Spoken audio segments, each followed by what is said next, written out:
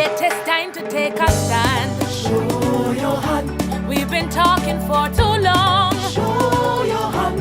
All around the Caribbean Sea. Show your hand. This year's theme, as you see from your agenda, is sharing lessons, bridging gaps, and fostering sustainability. And I want to say a little bit about the fostering sustainability. In the context of declining donor resources to the region, the big question for us as civil society is how are we going to maintain the work that we're doing? And we believe that this is a space in which, as civil society, we need to sit down and begin to look at other ways of doing what we do. We need to be thinking creatively about how we can generate resources for ourselves, not circumscribed by donor regulations about how we use those resources in the interest of the communities that we serve. The NAPS managers are thankful and recognize the great work that has been done by our civil society partners over the period of time. A lot of the innovation that is seen in the Caribbean region has been led by civil society, and the NAPS managers have attempted to support sustainability of some of these activities in whatever way we can. And so as we move towards ending AIDS by 2030, again, we have to continue to invest in this relationship. We will argue, we will fight, but we always must come back together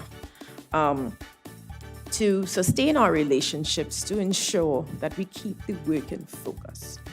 And I thank CVC for bringing everyone together this morning to help in terms of that building of the relationship and for us to be able to share and see all of the good work that is being done across the region. We know that sustainability is a political decision, but that decision can be influenced by our civil society partners. And we know that you have stepped up to the plate and continue to be that voice to ensure that our politicians address the provision of services for our key population groups beyond transition from Global Fund and PEPFAR. And we are beginning to see some movement in terms of increased national investment. Guyana in particular, we have seen a significant increase from just 25% to 68%. And the country has pledged to continue to get to 100%. And we are seeing more movement in many of our countries. But that would never have happened had it not been for civil society. Civil society blazed the trail and governments followed. And I have no doubt that civil society will continue to provide the leadership that is required for sustaining this response. Let us embrace this opportunity. We come together not very often, and this is really an opportunity to really take on board some of the very important milestones that are made by our sister organizations. It's not a time to knock what people do. It's a time to embrace the good things that people do and to ensure that we ourselves understand how they do it so well, so that we can learn and apply them in our own situations. So welcome, and I really wish you a very, very successful meeting. It is time to take a stand. Show your hand. We've been talking for too long. Show your hand. All around the Caribbean Sea. We will discuss some of the issues around redress mechanisms, and how they have been implemented at the community level and in countries. We advertise, promote, and do outreach, particularly to vulnerable populations, sites and places where you find vulnerable populations. And advertising and promotion via social media, outreach at community events and spaces that SASODS creates, as well as existing places. So bars, street-based outreach to reach sex workers, and that sort of thing, particularly trans sex workers, wherever they might be. At that stage, persons are told about services related to any kind of abuse or violation that they might have experienced, and encouraged to call a number, WhatsApp a number, call a number for the office to come in and document the abuse or violation that they experience. SASOD does not do the outreach does not do the documentation on the streets, on the spot, for several reasons. One, our intake procedure is paper-based because we collect a lot of information about the facts of the particular case that is a lot more detailed than is required for SID, but it's very important for us in case the case leads to court or to other kinds of quasi-judicial mechanisms that need that kind of detail. Two, it's very important to have clients understand, to have clients give informed consent and understand also the concept of shared confidentiality. And many of the settings in which we do outreach, we don't think that people are in a position to appreciate all of that. The decision that was reached in Jason Jones' case could not perhaps have been reached if we never had a case that was brought in Belize by Caleb and other cases that lay the foundation. And one of the good things about the work of SID is that it allows us to see the linkages across the Caribbean in relation to the different problems. Because one of the biggest things that assists a court in making a favorable decision is when the court realizes that if I don't make the decision that I'm going to be asked to make, it will actually impact people's life negatively. And one of the great things about the documentation is that it allows persons who are going to court to say that, well, it's not one case where I have Miss Little Mary who refuses to follow the law. We have hundreds of persons who are being affected by the law. So Jason Jones' case perhaps would not have been successful if there weren't persons who were working and toiling for years in Trinidad to allow him to present the evidence that persons in Trinidad are actually being affected by this law. Quickly, someone on the Facebook Live, Noya Davis, is asking for an update on the redress system, if it actually works and if anyone has been compensated. I think that's more John. Agreed. Well, that's the focus of my presentation. In fact, our organization model is a bit different from Joel's. Our organization tried to fuse the complaint with the redress. No, that's right. Yes, so JFJ, in fact, had started from 1999. Most of our work was in relation to police fatal killings. So we would have persons who would come into the organization, would have the documentation along the same method that Joel would describe. But then the next steps for us would somehow involve sending attorneys to court to actually represent persons. Now, when we got the community paralegal contract, we started to do more work with key populations. And we also realized that the SID database was a bit different from some of our forms. So we had to edit our forms to keep in line with some of the information required by SID. Now, some of the challenges we face is a bit based on our culture, in terms of many of our clients wouldn't perhaps want to define perhaps which group they may fall in. For example, we'd have some persons who would say, I'm only a transgender person at night when I'm working, but during the day I'm not. And therefore, that could also be based on our own culture and how we treat persons. And in fact, we would have persons who are living with HIV who would find it difficult to indicate their status.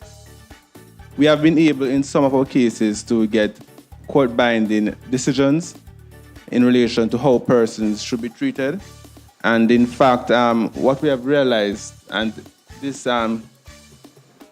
came after we had the community paralegal grant, was that once we work on a matter, the matter may receive some media attention, then we start to receive a lot of cases along that line. So for example, we had a little issue with the university hospital, and we took them to court, and then all of a sudden we started to receive more than 40 complaints about medical complication and how persons were being treated. And I believe that may be typical in relation to different cases that persons may deal with. Now, in relation to HIV-based discrimination, we would have persons who may have been dismissed from work just because of their status, and we would assist them in relation to bringing their cases before the appropriate tribunal. And as you can appreciate, the remedies that a client will get is based on what the client specifically wants. We do a lot of outreach. We go to schools. We go to the Slants Hospital and give education to the nurses, the persons living with HIV in the hospitals. We go also by a place they call it Santa Boma, is a prison stay. Also because also people living with HIV is sitting in the prison for a lot of reasons. And we go by the RGD clinics, the health services, and give also information there. One of the things also is the World AIDS Day, that we do a lot of activities. Sometimes we do it by our own, sometimes we're working with other organizations. One of the things also what we're doing is condom distribution, and we have several support groups. We have 3 support groups, one for the elderlies, one for the youths, and one for the deaf peoples.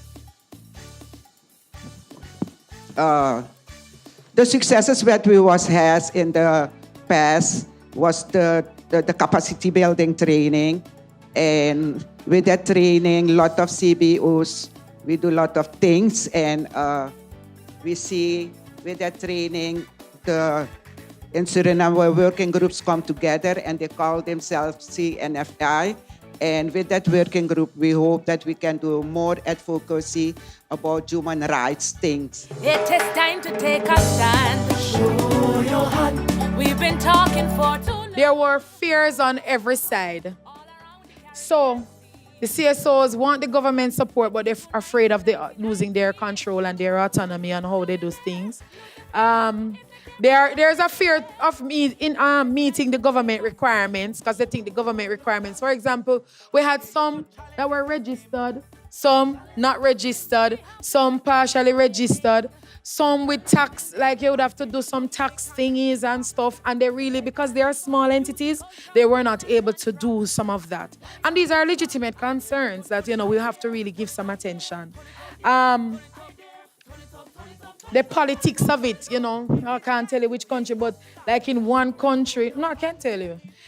So for example, in Trinidad, the program they felt had died totally, but new politics or new program.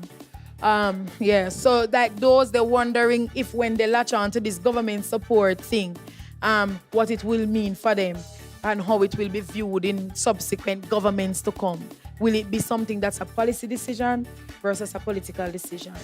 And they feel that they really don't get no support because they're out there doing things and they don't believe that, they're getting the support. The governments, though, and I think it's the case with Suriname, they're coming up on some fiscal issues and budgetary issues. So they don't necessarily have a lot of money available to give. So they are worried about if they sign off on, for example, social contracting, what it would mean for them and the commitments on the budget. The communities themselves are being empowered. And there is a whole thing around the nothing for us without us, right, Olive? And so the communities are now coming into the response and they are forming their own NGOs, and we have to leave the space for them. And I always say there's space for everyone. So don't hold up, we as larger NGOs, we shouldn't hold them up for it. We should really, give them the space and the support to be in the same way someone afforded us that in our early days. The collaboration also extends beyond the Ministry of Health. There's Labor and Social Security, education, and we have skills building and social protection programs. So persons are able to refer persons for services regardless of where they seek care. And of course, there's also what we call the MERG, the Monitoring and Evaluation Reference Group.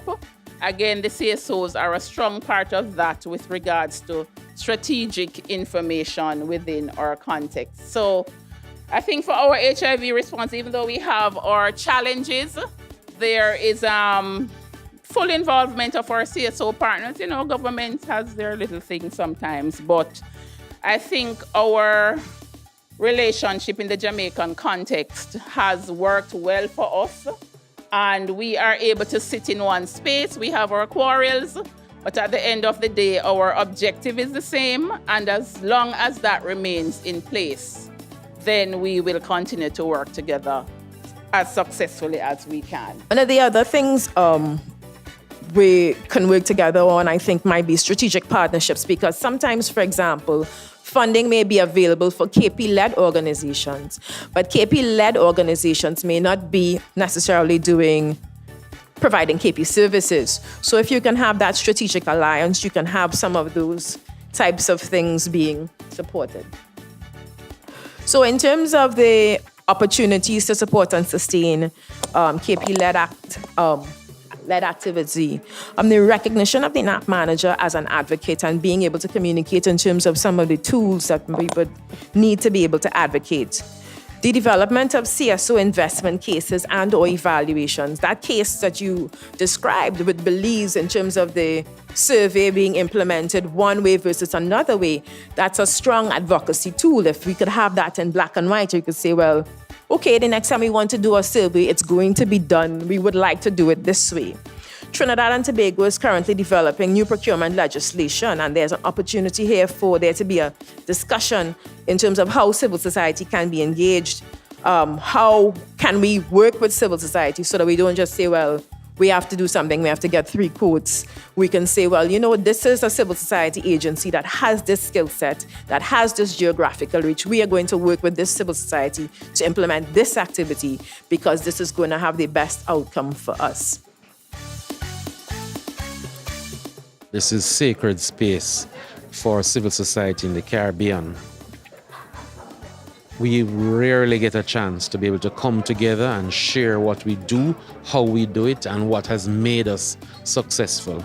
This is the 2nd year, and so just to be able to bring together the partners in this manner is in and by itself a success. And then to hear from the others about, you know, what we're able to achieve this year, to be able to see the best practices coming out of countries like Trinidad and Tobago, out of Jamaica, out of Guyana, phenomenal. I think the most important point of today, what will stand out for me is the sharing on the collaboration between civil society organizations and government. And we see that it can be done because civil society organizations do so much work at ground level in all the countries. How, therefore, can we consolidate that? How can we bring it together so that civil societies are accorded the worth, the weight that they bring to this response in the region? The forum it's always an excellent opportunity because we have so few in the region for civil society organizations to come together and sort of set the tone in terms of what are the priorities, in terms of interventions and strategies, in terms of access to health, principally for HIV, but also access to justice, which is critical. One of my key takeaways from the forum was the idea that we need to look at issues around sustainability, but sustainability both from the standpoint of the accountability of civil society organizations to build that level of accountability for themselves, and also on the part of government for there to be a creation of an obligation and a clear acceptance that civil society are both part of the response, but a necessary part of the response, and that if we don't work together, that in fact we will lose a lot of the gains we have for HIV in the region. But essentially that civil society organizations need always to be advocating for both resources and commitment to this initiative. Discuss something that was very critical, the whole issue of redress. I think you are aware that CVC works with vulnerable populations. And many times those vulnerable populations are the subject of stigma and discrimination and other violations. And one of the things that has been very important to us is the whole system of redress, because even though civil society can, the violations can be monitored, the end result is redress. the whole issue of the involvement of civil society in the HIV response. It was very enlightening to hear what Jamaica has been able to do, and also to know that countries are moving along, some at a different pace than others, to achieve that.